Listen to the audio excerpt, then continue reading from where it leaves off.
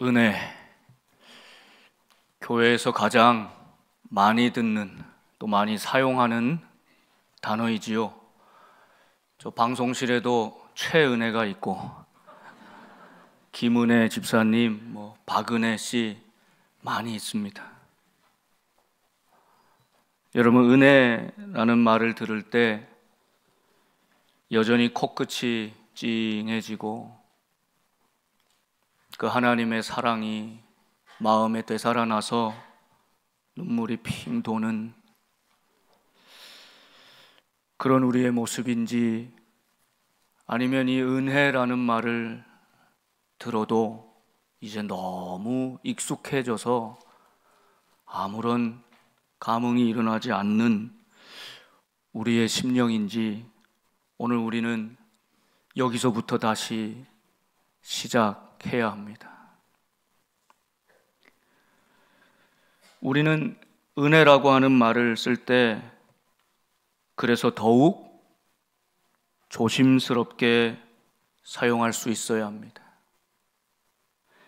기독교 신앙에서 은혜, 하나님의 은혜, 예수님의 놀라운 은혜, 전적인 은혜, 얼마나 많이 사용하고 있습니까?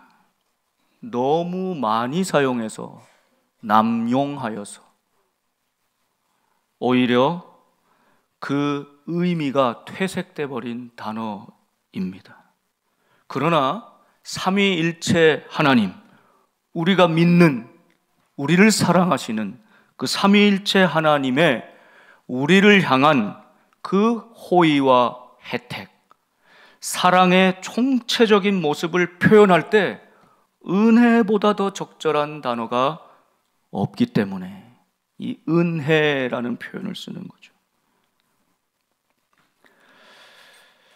독일 나치에 반대하고 30대 자신의 생명을 바친 행동하는 신학자였던 본헤퍼 목사님은 우리가 너무 이 은혜를 값싸게 여긴다, 그래서 값싼 은혜로 전락해버렸다라고 통탄하기도 합니다. 때로는 은혜 아닌 것들을 은혜라고 부르면서 잘못 사용하는, 오용하는 경우가 또 매우 많습니다. 여러분, 우리가 입으로는 은혜지요, 우리 금방도 서로 모든 것이 은혜입니다 인사하신 것처럼 은혜지요, 은혜입니다 말은 하지만 속으로는 은근히 그래도 이 꼬투리가 붙는 거죠. 그래도 이건 내가 좀 잘했지, 이거는 좀 인정받을 만해. 한 걸음 더 나아가 그러지 못하면 괜히 섭섭하기도 하고 서운하기도 하고. 그러니까 은혜라고 말은 하는데 사실은 내가 정당하게 일해서 받는 대가야, 보상이야, 나의 실력이야, 그래도 내가 한 나의 성취와 업적과 공로가 이만큼 쌓여 있지라고 하는 마음이 우리가 은혜라고 표현을 하지만 사실은 은혜 아닌 것들이 얼마나 많이 혼용되고 오용되어 사용하고 있는지 모릅니다. 왜냐하면 우리가 살아가는 이 세상이 날마다 우리를 향해서 너의 존재를 증명해보라 요청하기 때문입니다. 세상은 우리가 어떤 성과를 내고 실력을 보여주고 어떤 결과물을 내고, 그래서 나의 어떤 내놓을 만한 자랑거리, 이런 것들로 너 자신을 증명해보라고 계속 요구하고 있기 때문입니다. 그런 세상 속에서 살다 보니 우리도 어느덧 나도 모르는 사이에 신앙생활을 하면서도 하나님의 이 놀라운 은혜 안에서의 자유와 기쁨과 감사를 누리기보다는 비교하고 경쟁하고 시기하고 질투하고 그 아무것도 아닌 것들에 자꾸 마음을 빼앗기면서 은혜를 오히려 놓치고 잃어버리는 삶을, 신앙을 살아가고 있는 우리의 모습을 발견하기 때문입니다. 그때마다 우리 주님은 은혜로 돌아오라고, 은혜로부터 다시 시작하라고. 나는 너를 사랑한다. 너는 나의 특별하고 소중한 존재다. 말씀해 주시는 것입니다. 은혜는 우리의 신앙에 문제가 생겼을 때, 우리의 삶에 고통이 찾아올 때 가장 먼저 점검해 봐야 하는 부분입니다. 나는 하나님의 은혜 안에 거하고 있는가? 그 은혜가 내 속에 지금 가득 넘치고 있는가?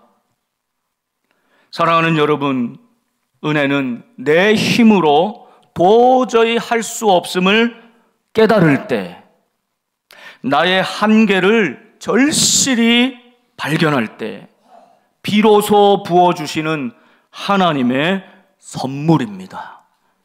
내 인생이 실타래처럼 꼬이고 엉켜 있는 것 같은데 언제나 다시 시작하게 하시는 출발점이 되는 것, 하나님의 은혜입니다. 지옥처럼 절망적이고 무기력한 내 마음의 빗장을 활짝 열어 한순간에 천국의 기쁨을 누리게 하는 것, 소망 가운데 나를 변화시키는 진정한 능력이 은혜입니다. 그 은혜는 한 번으로 끝나지 않고 사모하고 갈망하는 자에게는 계속 부어주시는 신비한 하나님의 은사, 은혜입니다. 여러분, 최고의 은사, 최고의 선물, 예수 그리스도이시죠. 이것은 우리 모두가 이미 받은 선물입니다. 그러므로 우리는 은혜 안에 살고 있습니다. 여러분, 그런데 교회의 역사에서 이 놀라운 하나님의 은혜보다 인간의 선한 의지, 인간의 자유의지를 더 강조할 때도 있었습니다. 형식적이고 딱딱한 종교 예식으로서 예배와 신앙생활이 점점 굳어가는 거예요. 화석화되어 가는 거예요. 하나님의 은혜보다 교황의 권위를 앞세우기도 하고 예수님의 그 십자가 은혜보다 교회에 유지해온 전통을 더 중요하게 생각해왔다는 것입니다. 그것이 초대교회부터 종교개혁 때까지 시간이 흐르면서 교회가 이렇게 변질되기 시작한 것, 은혜에서 떠났기 때문입니다. 교회의 건물은 화려하고 웅장하고, 여러분 해외에 가서 그 오래된 교회 성당의 모습을 보십시오. 얼마나 멋지고 아름답고 웅장하고 화려합니까? 그런데 그 안에 사제들은 부패하고 타락하기 시작했습니다. 은혜를 잃어버리는 것입니다. 은금은 많아졌어도 예수 그리스도의 이름, 그 이름 안에 있는 은혜, 그 능력을 상실하게 된 것입니다. 죄를 지어 연옥에 있는 가족의 영혼들이 내가 면벌부를 사고 그 동전이 연복계에 딸랑 떨어지는 소리를 들으면 천국으로 옮겨진다. 이 신학적으로 성경적으로 말이 되지 않는 궤변을 들으면서도 사람들은 면벌부를 많이 샀고, 이런 거짓 선동에 넘어가 하나님의 은혜가 아니라 인간의 공로로 구원받을 수 있는 것처럼 복음도 교회도 부패하고 타락해가던 그 시대,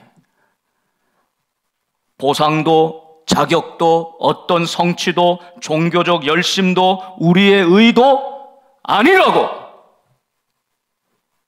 말씀하며 오직 은혜로, 솔라 그라치아, 오직 은혜로 돌아가야 함을 역설한 것, 이것이 종교개혁자들의 외침이었습니다. 사랑하는 여러분, 오늘 우리에게 하나님의 은혜만 필요합니다. 하나님의 은혜면 충분합니다. 그 하나님의 은혜로부터 다시 시작할 수 있기를 소망합니다.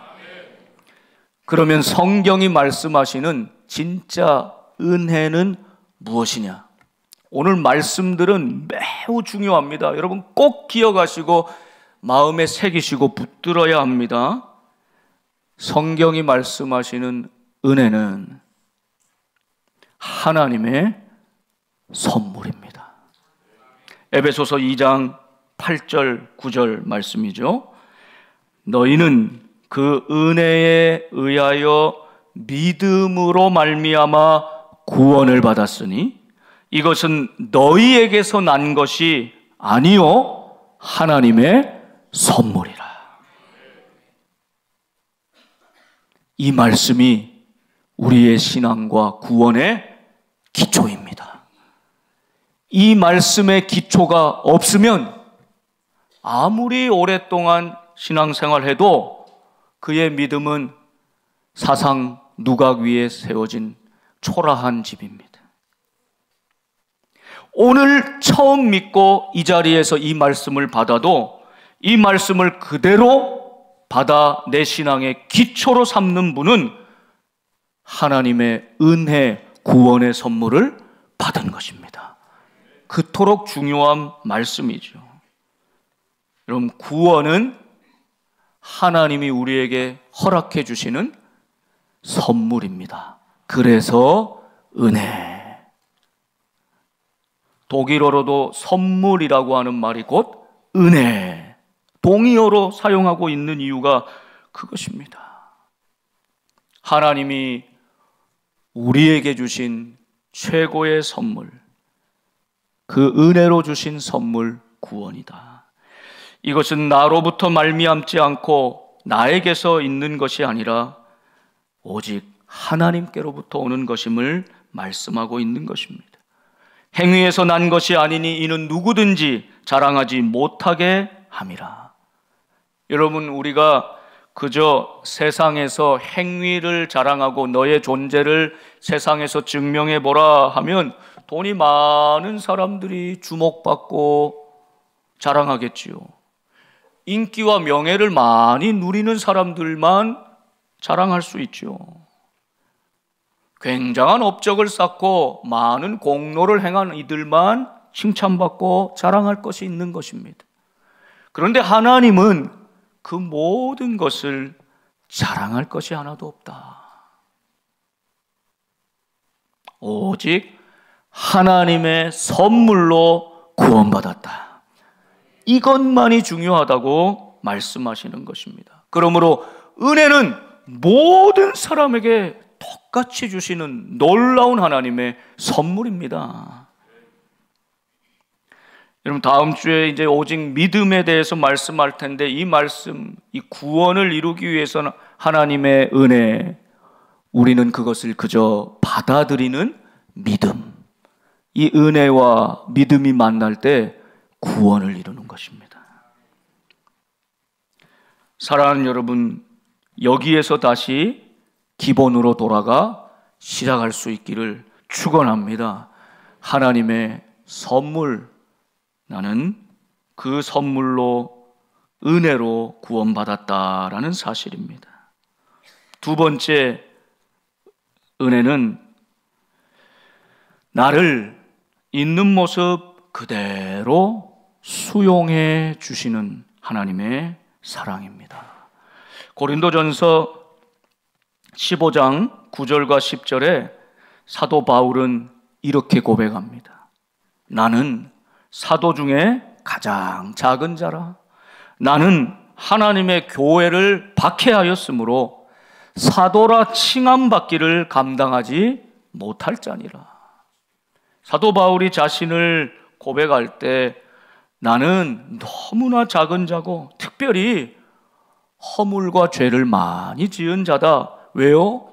하나님의 교회를 박해하였다. 예수 믿는 사람들을 찾아내고 색출하고 감옥에 가두고 고문하고 죽이기까지 하였다. 스데반 집사가 죽어갈 때 가장 앞에서 그 옷을 맡으면서 똑똑히 지켜본 사람 아닙니까? 나는 사도라 부를 자격도 없는 사람입니다. 자격이 없는 사람입니다. 이것이 바울의 지금 고백인데요. 그런데 더 놀라운 고백은 10절의 고백입니다. 우리 같이 한번 읽어보겠습니다. 그러나 내가 나 된 것은 하나님의 은혜로 된 것이니 내게 주신 그의 은혜가 헛되지 아니하여 내가 모든 사도보다 더 많이 수고하였으나 내가 한 것이 아니요 오직 나와 함께 하신 하나님의 은혜로라. 아멘. 아멘. 너무나 아름답고 귀한 고백입니다. 저와 여러분도 우리 주님 앞에 서게 될 때에 다 이 고백을 우리의 마지막 고백으로 드릴 수 있기를 간절히 소망합니다. 저의 소망도 그것입니다. 내가 무슨 목사로 복된 교회에 무슨 일을 하고 뭘 세우고 하나님 보실 때 다 사라지는 것이고 하나님 앞에 내가 나 된 것은 하나님의 은혜로 된 것입니다. 그래서 자격 없는 나 같은 인생이 다른 사도보다 더 많이 수고했지만 그러나 그것도 내가 한 것이 아니요 나와 함께 하신 하나님 그분의 은혜입니다.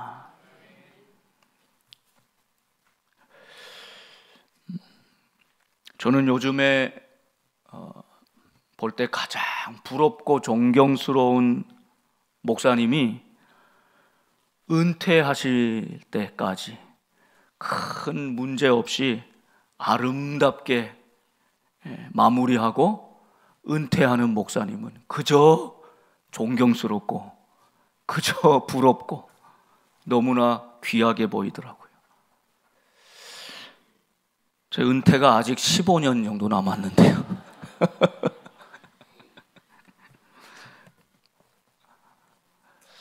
그래도 얼추 반쯤 지났습니다. 설교를 매주 어떤 분이 그러더라고요. 목사님들은 목사님들은 매주 똑같은 교인들에게 한 권의 교재를 가지고 계속 말씀을 전해야 되는 거예요. 선생님들은 학생들이 계속 바뀌잖아요. 그래도 교재도 다양하잖아요.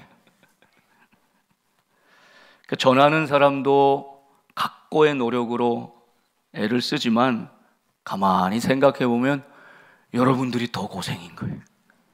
앞으로 15년을 더 들으셔야 돼. 아이고야. 졸다가 일어나셔서 끄덕끄덕 하는 분들도 많이 계시네.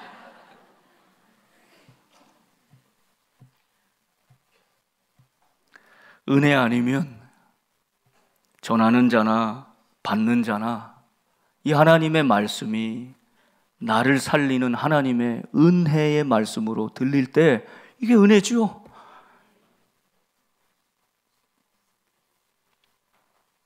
사도 바울의 고백이 참 귀하고 아름답습니다.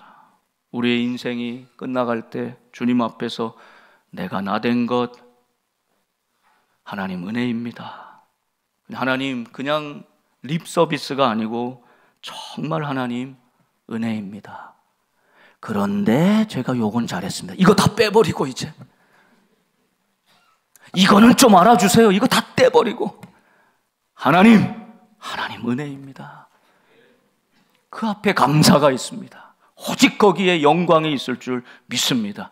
저와 여러분 하나님 앞에서 이렇게 은혜로 살고 은혜로 고백하고 그 은혜로 주님 앞에 안길 수 있는 믿음의 사람들 되시기를 축복합니다. 세 번째는 성경이 말씀하는 은혜는 값 없이 주시는 하나님의 선물, 값 없이 의롭다 여기시는 그것이 은혜입니다. 로마서 3장 23절과 24절 말씀입니다. 모든 사람이 죄를 범하였음에 진리입니다. 모든 사람이 죄를 범했습니다. 하나님의 영광에 이르지 못하더니 진리입니다. 모든 사람은 죄인이고 그래서 하나님의 영광에 이르지 못합니다. 이것이 인간의 실존입니다. 다만 우리는 지금 그 사실을 알고 깨달은 사람이고, 저 바깥에 있는 사람은 이 사실을 모르는 사람일 뿐입니다. 진리이죠. 그런데 더 중요한 진리는, 그래서 하나님의 영광에 이르지 못하고 죄인인 우리가 살 길은 여기 있습니다. 3장 24절 말씀 함께 읽어보겠습니다. 그리스도 예수 안에 있는 속량으로 말미암아 하나님의 은혜로 값없이 의롭다 하심을 얻은 자 되었느니라. 아멘. 이미 그렇게 된 줄로 믿습니다. 그렇게 선언하고 있는 것입니다. 하나님의 선물은 이미 우리에게 주어졌습니다. 믿음으로 우린 그것을 받았습니다. 이제 중요한 것은 날마다 그것을 꺼내보면서 하나님 감사합니다. 어떻게 이런 걸 주셨습니까? 누리는 것입니다. 기뻐하는 것입니다. 향유하는 것입니다. 왜 이 기쁨을 자꾸 빼앗깁니까? 왜 이 거룩한 선물을 그저 값없는 것처럼 여겨버립니까? 사랑하는 여러분, 이미 하나님은 우리에게 최고의 선물을 주셨습니다. 그 선물이 예수 그리스도 안에 있는 속량, 구원입니다. 그런데 여러분, 여기서 값없이 의롭다 하심을 얻었다 이렇게 말씀하셔서 자꾸 우리는 은혜를 공짜로 여겨요. 우리 편에서는 내가 구원받는다는 것에 하나도 한 것이 없습니다. 이런 의미에서 값없이 주어졌다 말씀하는 것입니다. 내가 치러야 될 나의 죄값, 나의 목숨값, 나의 생명값, 내가 치른 것이 없다는 뜻입니다. 그게 값없이 의롭다 여김을 받은 것입니다. 그런데 하나님 편에서 보시면 어떻습니까? 사랑하는 독생자 아들을 나를 위해 내어주신 것입니다. 사랑하는 자녀를 먼저 떠나보낸 부모는 평생 세월이 아무리 흘러도 마음에, 가슴에 묻어두는 것 아닙니까? 그만큼 고통스러운 희생인 것이죠. 하나님은 절대, 하나님이 우리를 향하신 구원은 값없는 것이 아닙니다. 오히려 값을 매길 수 없을 정도로 값비싼 것입니다. 예수님 편에서 볼 때는 어떻습니까? 하나님 아버지의 말씀에 순종하여 죄 없는 그분이, 거룩한 그분이, 깨끗한 그분이 십자가에 달려 온전히 죽으셨습니다. 모든 수치와 모욕과 조롱을 다 감당하고 완전히 죽으셨습니다. 그러므로 우리가 얻은 구원은 값없는 공짜가 아니라 하나님 편에서는 아들을 잃는 희생이고, 예수님 편에서는 당신의 모든 것을 주신 주님의 생명값, 주님의 생명값, 이것이 십자가의 은혜고 우리를 향하신 하나님의 놀라운 구원의 은총이라는 사실을 깨닫게 되는 것입니다. 사랑하는 여러분, 그러므로 우리가 철없을 때는 부모님 마음을 잘 모르지만 철이 들어가면서 성숙해 가면서는 이제 부모님의 마음을 깨닫게 되는 것 아니겠습니까? 더 크고 깊은 이 은혜. 처음에는 이게 공짜로 주신 선물인 줄 알고 그저 좋아했는데, 시간이 지날수록 여기 하나님의 희생, 여기 예수님의 그 사랑이 깊이 담겨 있구나. 이건 정말 값을 매길 수 없는 고귀하고 값비싼 은혜이구나를 깨닫게 되는 것입니다. 여러분, 이 은혜를 깨달아서 주님 앞에서 이미 그 은혜를 받았기에 주님께 섬기고 봉사하고 내 시간을 아껴서 어려운 이웃을 돌보고 주님이 기뻐하시는 삶을 믿음으로 살아가는 우리 모두가 될 수 있기를 권면합니다. 점점 우리의 봉사와 헌신이 자꾸 약해집니다. 줄어듭니다. 빈도도 줄어들고 강도도 약해져요. 우리 모두 지금 이 시대의 현상이고 코로나 이후에 급격히 또 확실하게 찾아온 교회의 내적인 위기라고 저는 온몸으로 감지하고 있습니다. 어떻게 하면 진정으로 회복될 수 있을까? 우리 한 사람 한 사람이 이 은혜, 우리에게 모든 것을 부어주신 하나님의 사랑 앞에, 예수님의 십자가 그 은혜 앞에 다시 겸손히 엎드릴 때 이미 받은 이 은혜에 감사해서 주님을 사랑하고 이웃을 사랑하고 교회를 섬기고 봉사하는 우리 모두가 될 수 있기를 주님의 이름으로 축원합니다. 아멘 하셨으니까 이제 여러분 저랑 약속하셔야 됩니다. 아멘 하셨어요. 이번 주부터 아마 다음 주 또 그 다음 주까지 목사님이나 장로님들한테 전화가 갈 겁니다. 이런 부서 이렇게 좀 섬겨주세요. 내년엔 이렇게 우리 같이 좀 일해 봅시다. 기쁨으로 감사함으로 동역해 봅시다. 이렇게 아마 오래 지금 기도하고 심사숙고해서 여러분에게 아마 연락이 갈 텐데, 못해요, 안 해요 하지 마시고 주의 은혜로 알고 감사합니다 하며 믿음으로 응답해 주시면 참 좋겠습니다. 장로님들만 아멘 하시네. 예, 이제 우리가 더 깊은 은혜의 자리로 나갈 때 오늘 함께 읽은 본문 말씀 고린도후서 12장에 바울의 또 다른 은혜를 만나게 됩니다.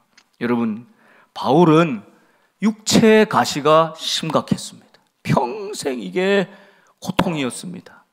하나님께 3번 간구했다. 이 3번 간구했다는 뜻은 삼위일체, 완벽한 수, 할 수 있는 대로 최선을 다해 구했다, 이런 뜻입니다. 그런데 하나님은 응답하시기를 내 은혜가 네게 족하다, 이렇게 말씀하시죠. 내 은혜가 네게 족하다. 이게 무슨 말입니까?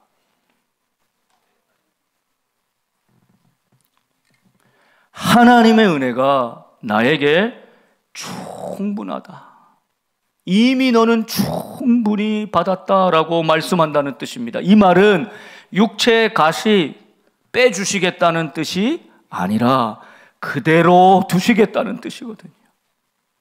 그러니까 우리가 초신자일 때는 하나님 기도하는 대로 이 가시를 좀 빼주세요 하면 싹 빼주시는 게 은혜로 여겼는데, 이제 바울이 깊은 신앙의 경륜에서 자신의 인생을 돌아보면서 계속 나를 괴롭히는 이 육체의 가시 얼마나 심각했으면 이게 사단의 사자, 사단이 나를 계속 쿡쿡 찌르는 사단의 사자라고 부르고 있지 않습니까?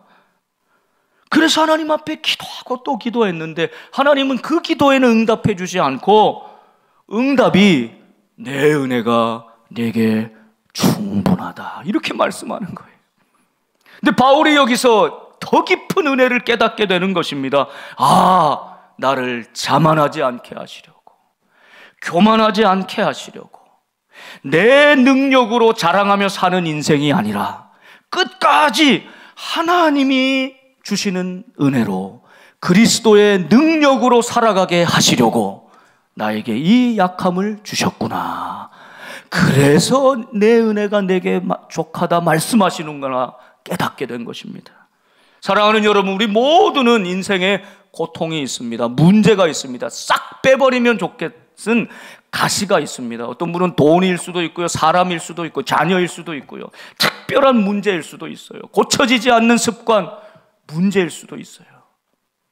그런데 여러분, 아무리 기도해도 하나님이 그대로 두신다면 한번 깊이 생각해 보십시오. 그 응답은 내 은혜가 내게 족하다. 그래서 이 고난이 있고 가시가 있기 때문에 내가 그래도 하나님 앞에 엎드립니다. 하나님, 그래서 내 능력을 자랑하고 살지 않고 내 업적을 조금이라도 자랑하고 살고 하는 인생이 아니라 그리스도의 능력이 내 삶에 머무는 진짜 은혜의 삶을 살게 하시려고 하나님이 내게 그 가시를 남겨두셨구나. 그러므로 이 가시가 곧 내게 은혜입니다. 이 자리까지, 여기까지 고백하게 되는 것이죠. 여러분, 때때로 저도 목회하면서 하나님 앞에 이런저런 간구를 할 때가 많이 있습니다. 그리고